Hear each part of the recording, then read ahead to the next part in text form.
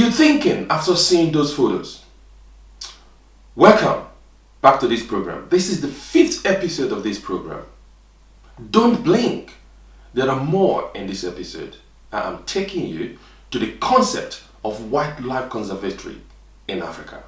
On this program, we are bringing you the undiluted truth. Please pay attention.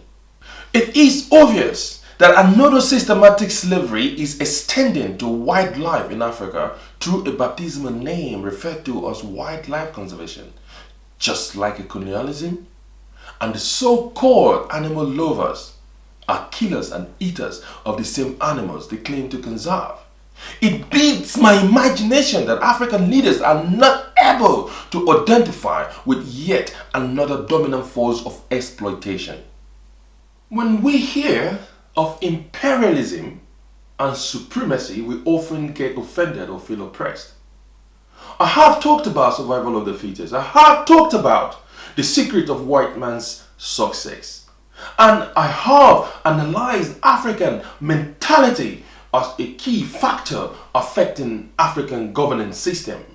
Our attitudinal, nonchalant behavior is a factor of inability to pay attention to detailing, which is indeed a conflicting quality of excellence. Now, let me bring us to a broader awareness of the white man's establishments of supremacy in Africa.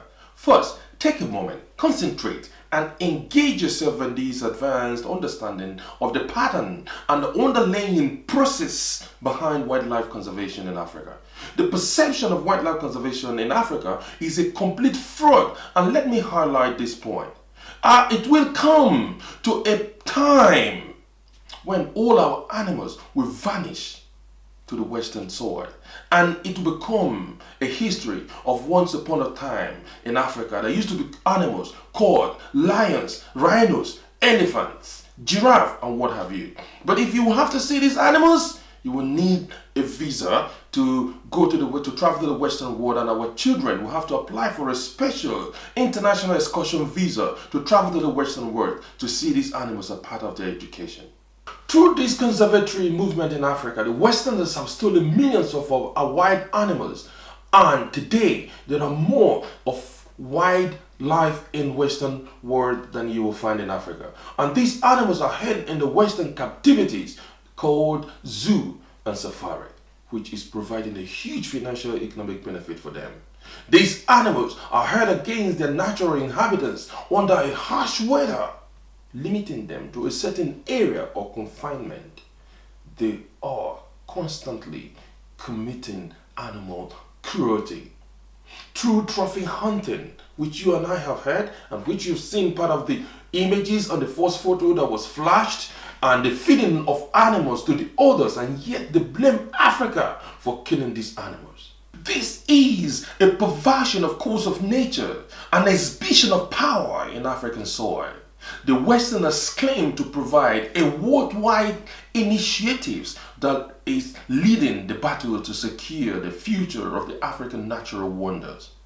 Is this by creating forestry paramilitary and give them guns to kill their own people who intrude in their own soil or forest? Well, the Western exploitation of our animal is mystic and beyond comprehension to our African leaders. What a shame. These Westerners freely invade Africa with all sorts of electronic equipment and explore our soil, and yet giving diplomatic reception at our entry borders, but treat our own people like shit at their own entry borders. I think they are more of a threat facing our wildlife instead. Have you ever visited the wildlife conservatory in Africa? These same people kill this animal for barbecue. I mean giraffe. I mean buffaloes. And who encourages the killing of these animals? For commercial and economic reasons. By trading of rhinos and elephant tusk. Otherwise, again, who buys them?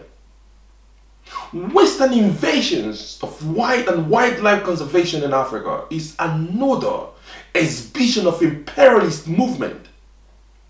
The Kenyan president and the rest of the African leaders are mentally incapacitated and they lack the foresight and definition of good and effective governance. If I may remind them, a good and effective governance is ensuring that development benefit both people and their territory. To improve the qualities of life and sustainable process that will alleviate poverty. That is a good governance. Believe it or leave it, the white man is an intelligent and powerful breed by the way of your genius IQ. The power of invention, innovation, and creativity, and most importantly, the understanding of duty of care for their own people. Team spirit and prioritization of welfare system. These are what we are lacking. And until the African government embraces these key factors, nothing will change. We cannot eradicate white man's supremacy by moaning about it. My modus operandi is confronting intelligence by intelligence. It is like a game of chess. You cannot live by the mercy of others and expect the best. Africa, wake up! Our soil produces cocoa, coffee, groceries, mineral resources of all sorts, and yet my people are living in abject poverty. I challenge all of you, African president, woe betide you. You are not man enough to lead Africa. You sit your asses and everything is gradually disappeared from Africa. Do you not see that even the areas in Africa predominantly occupied by white is still different and very organized? What you see in this Western world is replicated wherever they live. They carry their intelligence wherever they go. Africa is jaga jaga. Houses and roads and other infrastructures are built in Africa without code of conduct. I am ashamed of all of you hopeless African leaders. I've been to the Nigerian embassy in London on appointment for a visa and there was no electricity. In London. I have been to a foreign embassy in London too on appointment which are secured online. But people were paying bribe and jumping queues. In London. Is this caused by a white man too? I've talked about solidarity. I've talked about mentality. This is an ideology that I do expect that people have to key in. How do we understand and work together as a team when we don't even know how to encourage one another? When we constantly hate one another? When we can't even be there for one another? We cannot show that commitment for one another. And yet we want magic to happen in our government life, in our governing life.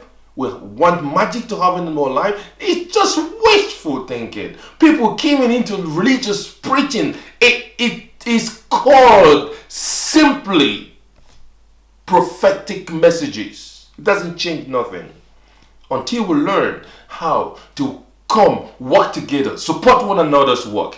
That's what I mean. That's a key way to move on from one point to another point. And that's why I refer this program as a revolutionary program. Well, this is where I would draw the curtain on today's topic. Join me in next episode to keep up on this program. If you want to see this program and support this program that is ready to unveil the truth that you have not heard, or the truth that people are very wary to speak, we are ready to speak this truth. Support us by subscribing and share our messages too. Thank you for watching and catch you up in the next episode.